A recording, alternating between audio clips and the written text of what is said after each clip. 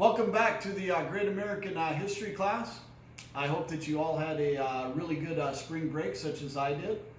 And this now is going to move us into my first video presentation for the new catchphrase term, distant learning. Now, as we move into distant learning, let's all remember that we didn't sign up for this. But as the COVID-19 pandemic crisis would have it, we are in this situation, so let's make the best of it.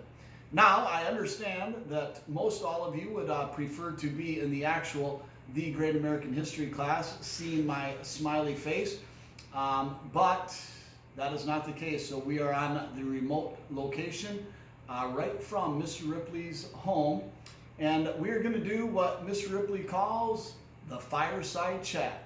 If you go back into history, during the presidency of Franklin Delano Roosevelt, during the Great Depression and World War II, he did the fireside chats. So these will be the COVID-19 pandemic crisis, the Great American History class, fireside chats with yours truly, Mr. Ripley. Let's all remember, education is a two-way street. I am one of those ways. I'm the teacher. And I'm here to teach you the Great American History class. And the second part of the equation is on the two-way street. That is you, and it is going to be your responsibility to do the instructions as they're laid out, and to do the work as it is laid out in the instructions. So, with that being said, let's move on to where we left off with the 2 days of online learning right before a spring break, which was on Monday and Tuesday of last week.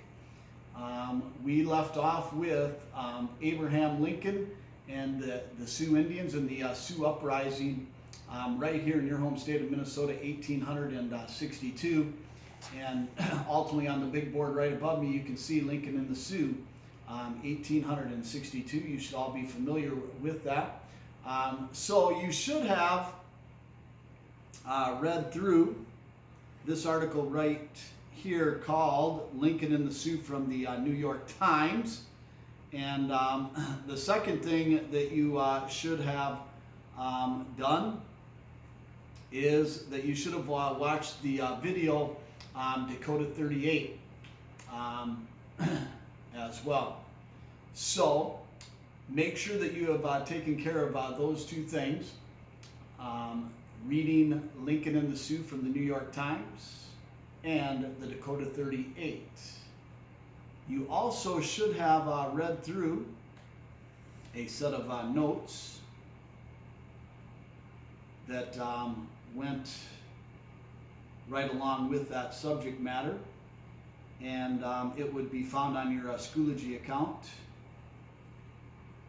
And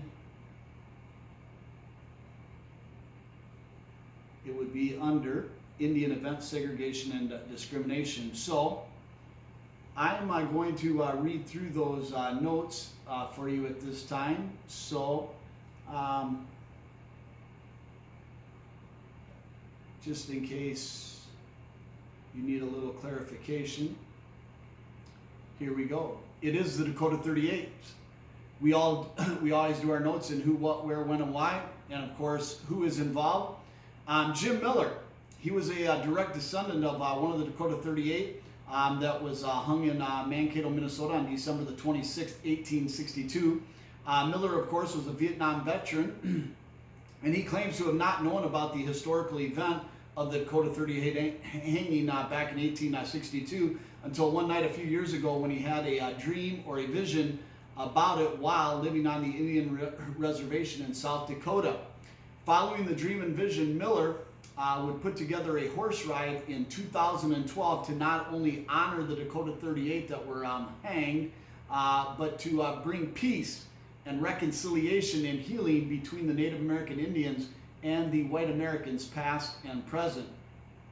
Who else is involved? The Dakota 38. The 38 Dakota Sioux Indians that were found guilty of actively participating in the Minnesota Dakota Sioux uprising in the summer of 1862 that left hundreds of white Minnesotans dead. They were hung in Mankato, Minnesota on December the 26th, 1862, in what marks the largest mass execution in American history. President Abraham Lincoln. Lincoln was in the middle of the Civil War, as you should know, with the Battle of Antietam, that is, Bloody Antietam, the single most bloody battle ever fought on American soil. It was fought on September 17th, 1862, and then shortly thereafter he issued the preliminary Emancipation Proclamation just 5 days later. You all should know to emancipate means to set free. Proclaim means to announce. Emancipation Proclamation, an announcement statement about setting free the slaves. After getting a visit from a Minnesota clergyman by the name of Henry Whipple, who stated that the Indians were not getting fair justice, as 303 of them had been found guilty and were scheduled to be hung. After Whipple's visit, Lincoln would order a case-by-case review, with each Indian being judged on its own merits. And after the review, the 303 that were found guilty to be hanged would be dropped down to 38 at Lincoln's request and order. Lincoln did give the final approval order to have the Dakota 38 Indians hung the day after Christmas of 1862. Henry Whipple. Now, sometimes we often think, can one guy make a difference? Well, in the case of Henry Whipple, he did certainly make a difference as he went out to Washington City, D.C. to see Abraham Lincoln about the Dakota 38. Whipple is an unsung hero in these events of the Dakota 38, as he strongly believed that the Indians were not being given fair justice, with 303 that were initially found guilty and scheduled to be hanged. So Whipple went to Washington City to meet with President Lincoln. Lincoln was inspired by his meeting with Whipple and would order a case-by-case review of each Indian. And when that happened, only 38 Dakota Sioux would be found guilty and hung in Mankato, Minnesota, December 26, 1862. Another important person is Andrew Jackson Myrick. He was a representative of the government and a traitor to the Indians. Myrick would be found killed early on during the Dakota Sioux uprising in Minnesota, shortly after he had made the response about the Indians and their situation. And he is quoted as having said, "So far as I am concerned, if they, the Indians, are hungry, let them eat grass or their own dung." And of course, you all know that Andrew Jackson Myrick's body was found dead with grass stuffed in his mouth. What would happen? Minnesota became a state in 1858, you should all know that, and with broken treaties, failed payments of food and money, and hungry Indians led to what became the Dakota Sioux uprising in the summer of 1862, where the Indians would kill hundreds of white Minnesota settlers.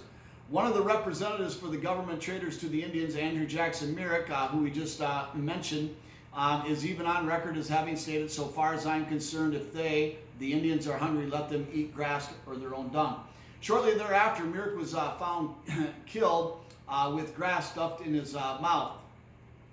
303 Dakota Sioux Indians were initially found guilty of actively participating in the Dakota Sioux uprising under questionable due process of law, where they were given not just 5-minute trials or less.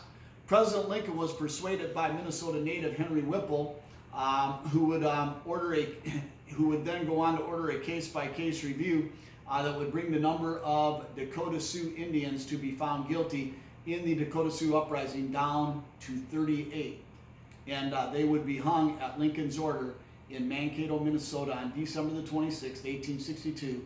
It is the largest mass execution hanging in all of American history. Where did it happen? Of course, Mankato, Minnesota is where the hanging would take place. When did it happen? Of course, December the 26th, 1862, the day after Christmas. And why? Because of the Dakota Sioux uprising that we just read about. So that is the notes and a little more clarification as to the Dakota 38, Lincoln and the Sioux. So that is where we left off. And ultimately, we are going to be moving on to another American Native Indian related sequence of events, which is going to lead to the Battle of the Little Bighorn, which is the next segment of your notes. So it is found right after the Dakota 38 set of notes. It is going to be the Battle of the Little Bighorn in Montana with General George Armstrong Custer. Now also on spring break, Mr. Ripley also did get the book Bloody Times read. Bloody Times is a very good book. You've been given this book probably about a month to a little more than a month ago. You should be reading this book or have already read it. It goes right along with the first few chapters, 1 through about 5 or so, right along with the movie that we watched in class, Killing Lincoln, and ultimately then goes on to the funeral procession of Lincoln and the manhunt for the Confederate president as well, Jefferson Davis. All right, so make sure you're reading this book because there will be an assignment at some point on this book, Bloody Times. So, I hope you have enjoyed my first fireside chat for the COVID-19 pandemic crisis, Mr. Ripley's first distant learning COVID-19 fireside chat. I hope you have enjoyed it. I hope you've learned something. I'm hoping that you're feeling good and prepared and excited for the distant learning. Remember, education is a two-way street. I will do my part. You need to do your part. And remember, like Henry Whipple and like Abraham Lincoln, one person can make a difference. God bless America, and God bless the United States of America.